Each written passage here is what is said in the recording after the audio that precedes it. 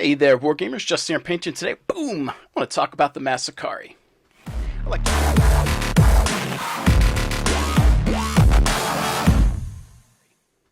I'd like to welcome you guys back to the channel. If you are new here, please alpha strike that like and subscribe button. And if you're a returning viewer, thanks for having my six. Thanks for being an awesome lance mate or star mate, whichever might be applicable to you and your interests. Today I want to take a brief moment and talk about one of the mechs that I like to play with, and that is the Masakari. Now, the variant that I like to use, which I'd like to highlight today, is one that is only available in it's available in a couple of eras, I should say, starting with Jihad and ending through the Ill Clan. But the only time that this is really applicable to the majority of forces, if you're playing where you're forced to use mechs for a specific faction, would be the Jihad era. During the Jihad era, this is accessible to the Homeworld Clans General, Inner Sphere General, which is pretty crazy. Inner Sphere Clan General, Kellhounds, Mercs, Society, Wolf's Dragoons, and Escorpion Imperio. The Escorpion Imperio gets access to this all the way up through the Ill Clan, and post-Jihad, it does not list this mech as usable by anyone else, which seems baffling to me. I don't know why you would all of a sudden not have this variant, but I don't know the fluff that well either.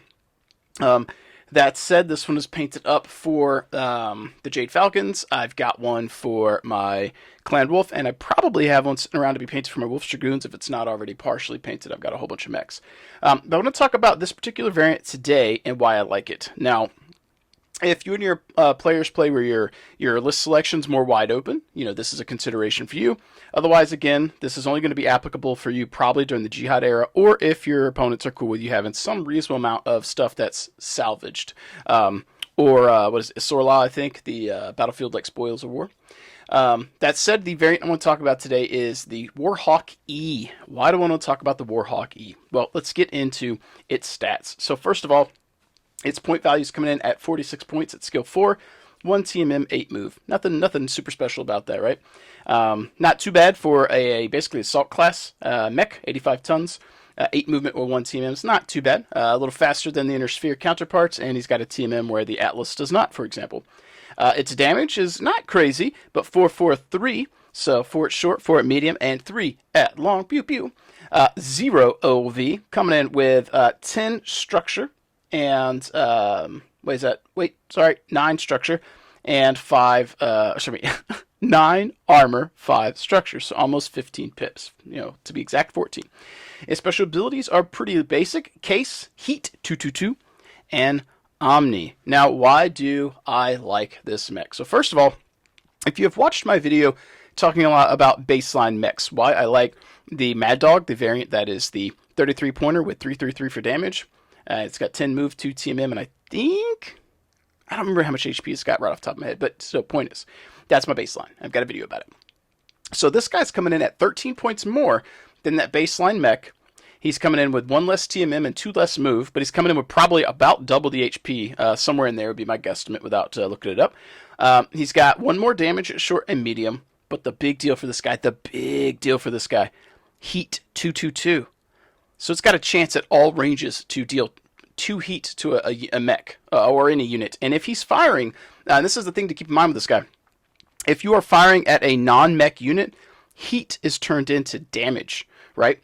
So when he rolls, if you're doing the multiple damage rolls like I do, you would have to allocate 2 pairs to be the heat dice so you know which ones are heat. And if that heat pair generates damage on a non-mech unit, it generates 2 points of damage instead of 1.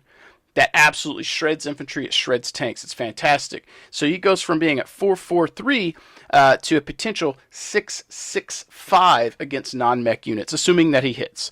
The other big deal is that he's only 13 points more than the baseline mech, with marginally more damage and not too many downsides.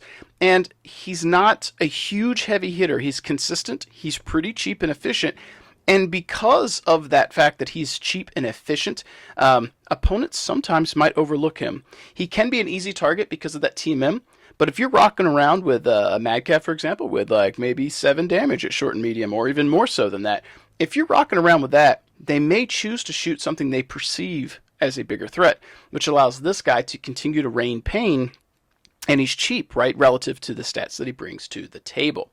And if your opponent decides to shoot at him over other units, if you've got this guy dug in maybe the trees, or you've got some obscurity from buildings, things of that nature, you're putting in layers of chances to mitigate damage because of the modifiers, right?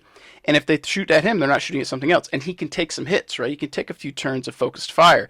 And any fire he takes, your opponent's not focusing in on something else that perhaps you would like them to not be shooting at. So he is a good catch-all. The heat stat is very, very, very nasty. The damage is consistent. And again, it's a painful choice because he is lean. Now, if you came in with a Masakari that was like, I don't know, 70 points, did a bunch of damage, had a really high skill level, yeah, it makes him a very obvious choice to shoot at because he's much easier to hit than other stuff. This is one of the things I try to drive home when I talk about list building and why I like what units I like. If you make it hard for your opponent to choose what they want to focus fire on, you increase the odds of your units doing what they want to do. If you, for example, put all your eggs in one basket and I field a Masakari and it's skill 2 and he's 75 points with Team M1, he's got the same HP as this, a skill 2 Masakari is just as easy to kill as a skill 4, right? The increased skill only increases the odds of you hitting stuff. It doesn't increase your survivability. So you have to weigh, is the increased odds of hitting worth me potentially investing all those points in this unit? And then when I trade material, if I trade this, I've traded so much more. So what did you get for that? That brings us back to the baseline mech chat. So when I build a list, I like to have a tent pole or two, a couple of heavier damage dealers that I can rely on, which usually ends up being a heavy unit. If I'm playing clans like a Mad Cat or a Mad Dog, that can get repositioned as needed, brings a little bit more HP to the table than a medium or a light, not quite as much as the assaults, but it's got that TMM and that movement, and you get the maneuverability to try and help them survive so they can deal damage. I generally don't like to invest a lot of points in assault mechs because they're slow, the TMM is low, and they're a lot easier to take off the board. Same thing applies if you're playing like an Atlas, right? And that Atlas has, let's say it's a 60-point Atlas, it's skill 2 or something. It's speed 6 generally with 0 TMM. If your opponent focuses fire, they can try and bring it down. Now the Atlas has more HP than the Masakari, but the philosophy or the strategy is still there. It's easy to take out off the board. So the more effective you make it at shooting stuff, the more of an ideal target it is for your opponent. So I like my assault mechs to be a little bit like sleepers, where they're just efficient enough to deal damage, but not quite enough to make my opponent notice them. And then when they notice them, perhaps it's too late and they've already made their points back. They've already been annoying. And then if they do go down, well, you invested shots in this guy that it didn't invest a lot in, and that was shots not going into something else. So give your opponent painful choices and consider the Masakari Warhawk E if you're playing in the Jihad era, if your opponents are cool with salvage mechs, or if you're playing a Scorpion Imperio.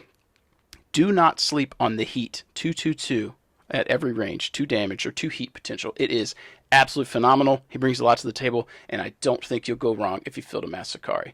That said, folks, this video is brief. I just wanted to talk about this guy and get back into a rotation of highlighting mechs that I like, get the creative list building going, the juices flowing, and get you guys considering units that you might want to try on the tabletop for yourself, and perhaps hear from you if you've got some thoughts on Masakari variants that you like. In particular, I play Wolf's Dragoons and I play Clan Wolf. If you happen to have variants that apply or function well for them that you think I might like, considering what I like about the Masakari E, a lean, mean fighting machine, let me know what variants you like. I might check it out, maybe play with them, and then maybe do a follow-up video about other Masakari variants that I might want to use for my Clan Wolves and my Wolf's Dragoons. I say that while holding a Jade Falcon, but nobody cares about him.